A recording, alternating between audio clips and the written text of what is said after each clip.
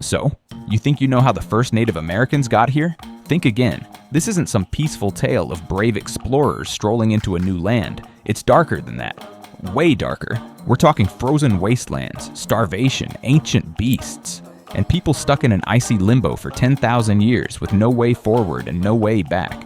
Imagine waking up every day not knowing if you'll eat or freeze or get dragged off by something with teeth longer than your forearm.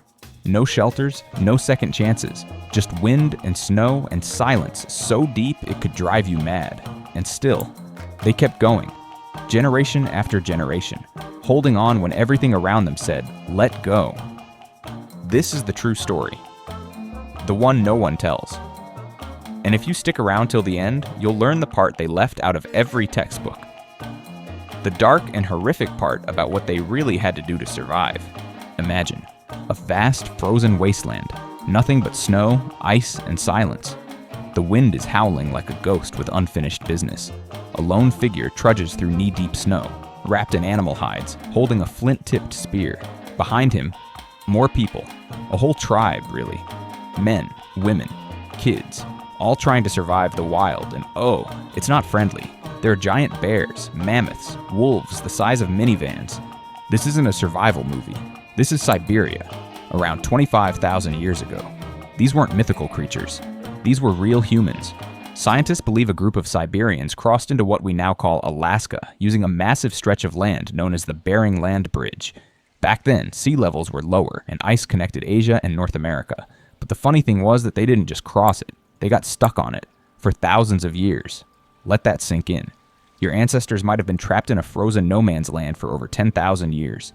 No houses, no firewood deliveries, just icy misery, hunger, and the constant threat of being turned into mammoth chow. And still, they didn't give up. This is what historians now call the Beringian standstill, a long, brutal pause in human migration, where people hunkered down and adapted, somehow. So before we get too comfortable on our heated toilet seats, let's take a moment to appreciate that our very existence is built on the backs of people who stared death in the face and kept walking. The journey had just begun. Because once the ice melted, they stepped into something even more terrifying than the unknown. Let that cook for a second. Wait, nothing could actually cook there. Because they were quite literally stuck in Beringia. Yeah, that frozen no man's land that once bridged Siberia to Alaska. It wasn't some cozy shortcut. It was a brutal, icy expanse. Wind howling, snow swirling, temperatures that made fire feel like a rumor. And yet, during the peak of the Ice Age, it was the only path forward. No planes, no maps, just instinct and survival. For the ancient people crossing it, it wasn't just a journey. It was a gamble against nature itself. Imagine generations of people waking up every day, staring out into a frozen void, going, well, guess we're still here. They didn't have thermal jackets or central heating. What they had was grit, animal hides, maybe a half-functioning fire pit, and each other. But don't imagine this like it's some sad, endless winter episode. These people adapted. They learned to hunt the beasts of the tundra. They invented tools. They likely passed down songs, stories, and ways of keeping warm that didn't involve electric blankets. Culture was literally being built on ice. And let's be honest, that's impressive. They basically lived in a freezer longer than modern humans have used smartphones. Your cousin binge-watched Netflix for a whole weekend and thought he was roughing it. Meanwhile, these folks freezer camped for 100 centuries. You see, these weren't just guesses. Genetic research, like studies of ancient DNA from Alaska's Upward Sun River infants, shows unique Native American lineages forming right in Beringia. Archaeological finds and climate records back them up, too. The Beringian standstill wasn't just a delay, it was a transformation. They went in as wanderers and came out as hardened survivors, ready to step into a new world. Because once the glaciers began to melt, a whole new continent was calling, and they were finally ready to answer. So finally, after 10,000 years of frozen patience, the ice began to melt. Rivers started flowing again, grass peeked out from under the snow, and the massive glaciers that had blocked the path started to retreat. And when that happened, the people of Beringia didn't hesitate. They packed up their spears, gathered their families, and walked straight into the unknown. But this wasn't some peaceful hike into paradise. No gentle fields, no singing birds.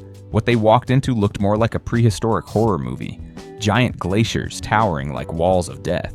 boggy lands ready to suck your foot clean off, and wildlife that made lions look like pet cats. Imagine you were there walking with your clan, and then out of the mist comes a short-faced bear, taller than a pickup truck with jaws that could snap bone like dry spaghetti. You keep walking.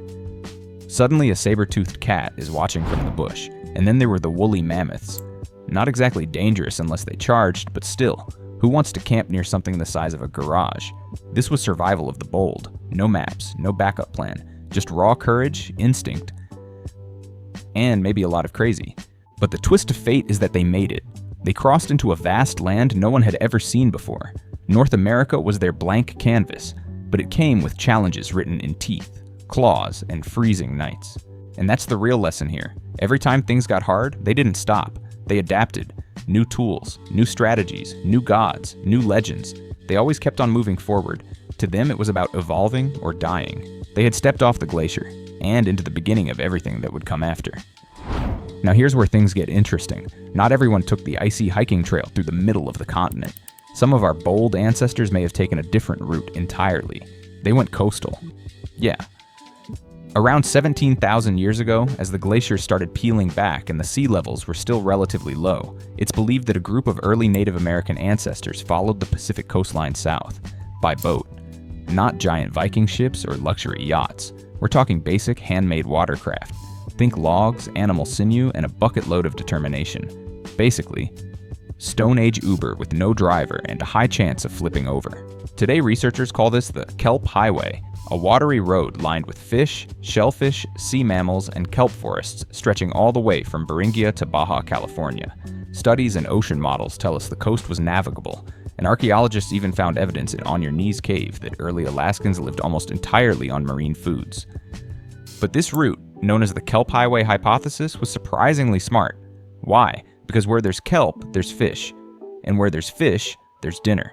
Instead of trudging through ice and dodging mammoth poop, these early mariners hugged the shoreline, living off shellfish, seaweed, seals, and salmon. It was still dangerous, sure, but more buffet, less bear attack. They may have paddled their way down into modern-day California and beyond, long before the ice-free corridor inland even opened. Archaeological sites like Monteverde in Chile suggest people reached South America faster than scientists once believed. And a coastal migration would explain how. And that tiny camp at Monteverde, 14,500 years old, had seaweed in its cooking pits. It also means our ancestors weren't just tough. They were clever. They didn't sit around waiting for the glaciers to move. They figured out how to move around them. Some even believe they had an intimate knowledge of tides, weather patterns, and marine ecosystems thousands of years before anyone wrote it down. So next time you complain about a bad Uber ride, just remember, your ancestors crossed continents in glorified canoes, eating seaweed and praying the seals didn't fight back. Now let's go back to imagining you were one of them and now you've made it to the Americas. You've crossed ice, paddled past sea lions, dodged bears, and now you're settling in. But just when you think it's all good, boom, winter hits. Food gets scarce. The cold bites harder than ever. And that's when things get dark. Real dark. People didn't just fear the cold or hunger. They feared what the cold and hunger could turn them into. We are talking Wendigo. This wasn't your average campfire story. Now let us educate you a bit. The Wendigo was a gaunt, ice-hearted monster said to be born from greed, starvation, and yeah, cannibalism. If someone in your tribe got a little too hungry and started looking at Uncle Joe like a snack, the legend said they were becoming a Wendigo. But the Wendigo wasn't alone. The Iroquois warned about the flying head, a giant disembodied fanged head with glowing eyes that screamed through the forest at night, spreading terror like a one-creature horror movie. Not the kind of thing you want popping up during a midnight bathroom trip. And then there's the Raven Mocker from Cherokee stories. This spirit would sneak into the homes of the sick and dying, stealing their last breath bit by bit. These tales weren't just scary bedtime stories. They were survival guides in disguise. Folklore was their version of horror films mixed with public service announcements. Don't steal, don't hoard, don't eat your neighbor, respect the dying, share what you have. Did we already say not to eat your neighbor? So yeah, prehistoric life came with monsters, but the real power was in the storytelling. They took fear, wrapped it in a legend, and passed it down generation to generation. Creepy, smart, and still effective. Let's talk about the part everyone pretends they wouldn't do, but history says otherwise, cannibalism. Yeah, even though the rules stated not to eat your neighbor, things got crazy pretty soon. You're in the dead of winter, there's no food, the mammoths are gone, and the berries froze weeks ago. And suddenly, someone in the camp starts looking a little, snackable. That's exactly the moment when stories of the Wendigo started doing their job. They immediately ceased to be ghost tales, and instantly they became warnings. The Wendigo was no longer a monster. It was a metaphor for what hunger could turn you into. A tall, emaciated figure with sunken eyes, sharp teeth, and an endless appetite. Not just for meat, but for human flesh. And worse, it could possess you. You didn't have to want to eat your friend. The Wendigo would crawl inside your soul and make you do it. And things become even crazier because going further into the future, in the 1800s, there were actual reported cases of something called Wendigo psychosis. People would suddenly claim they were turning into a Wendigo, and beg others to restrain or even kill them before they hurt someone. That's how deep the fear ran. One famous case is Swift Runner, a Cree trapper in 1878, who butchered his starving family not in a frenzy, but under a psychotic conviction that they were Wendigos, and was executed for it. Now back to our tale. The genius of it all was that these stories helped protect the group. In brutal winters, the tribe had to survive together. If one person hoarded food or acted selfishly, it threatened everyone. So the stories turned isolation, greed, and desperation into literal evil. It became common sense to share your meat or become the monster. And honestly, it worked. These scary stories became a kind of social contract. If you wanted to survive, you had to stick with your people, help the sick, and never, ever start thinking about leg meat as lunch. So yes, Wendigos were terrifying, but they were also brilliant community-building tools. A little fear, a lot of wisdom, and just enough horror to keep everyone in line. Of course, with all these nightmare creatures running around, Wendigos, flying heads, raven mockers, you're probably thinking, did anyone actually fight back? Oh, they did. And not with swords or shields or flamethrowers. Nope. They fought with stories. And spirit drums. And the kind of fearless attitude that says, yeah, I see that 10-foot demon with glowing eyes. But I've got prayers, jokes, and a rattle made from bones, so let's go. In Native American legends, shamans and trickster heroes weren't just the wise old guys muttering in caves. They were the original monster hunters, medicine people trained for years, learning rituals, chants, spirit travel, basically the cultural version of downloading antivirus for your soul. They were the defenders of the village, the ones who could battle evil with ceremony, smoke, and supernatural sass. And then there were the tricksters, characters like Coyote, Raven, or Nanabojo in different tribes. These weren't traditional heroes. They were clever, bold, a little chaotic. Think of them as ancient Loki mixed with a street-smart uncle. They didn't punch monsters, they outsmarted them. They tricked spirits into leaving, lured demons into traps, or made them laugh so hard they forgot to haunt anyone. It was kind of like Ghostbusters, but with less slime and way more cedar smoke. These stories weren't just fun. They served a deeper purpose. They showed people that no matter how terrifying a force seemed, fear, famine, disease, darkness, there was always a way to fight back. Maybe not with muscle, but with knowledge, with people, with courage wrapped in humor.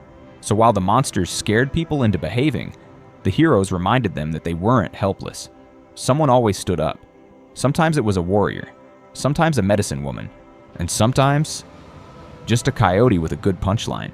So after they battled monsters, outsmarted evil spirits, and made it through winters that could freeze your eyelashes, what happened next? Well, the scary part gave way to something beautiful. These early Native American communities didn't just wander forever. They built. They studied the land like it was a living textbook. They followed herds of bison across the plains and developed hunting methods that were basically prehistoric genius. Imagine organizing a group hunt without walkie-talkies, and still herding hundreds of animals off a cliff with perfect timing. That's teamwork on a whole other level. Others began farming. They learned how to grow corn, beans, and squash, the legendary Powerpuff Girls that supported entire civilizations.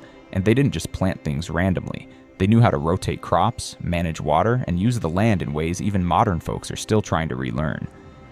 They started building too. Massive earthen mounds, cliffside homes, intricate road networks. Long before there were bulldozers or Google Maps, trade routes stretched for hundreds of miles, carrying shells, stones, food, and stories between nations. And all of this happened before European contact. But they never forgot the old tales, the monsters, the heroes, the sacred warnings. Those stories became part of the cultural DNA, You'd find them painted on hides, sung by elders, danced in ceremonies. Because even after the snow melted and the Wendigo faded into myth, the lessons stayed. Help your neighbors, respect the land, don't get greedy, and for heaven's freaking sake, don't eat people. From that mix of hardship and imagination came something real: language, art, science, and spirituality. What started with fear evolved into culture, a culture that still echoes today, not just in museums or textbooks, but in the heartbeat of every community that survived it. So let's step back for a second. From the moment those early humans crossed into the frozen unknown, they were writing the greatest survival story never taught in school. They faced ice walls, saber-toothed cats, starvation, and terrifying silence, and somehow turned it all into stories, systems, and society. Not bad for people with no fire-starting kits and zero Wi-Fi. They weren't just surviving, they were building something deeper: culture, spirit, identity. And through it all, they used myths, not just to scare, but to guide. They built warnings out of monsters.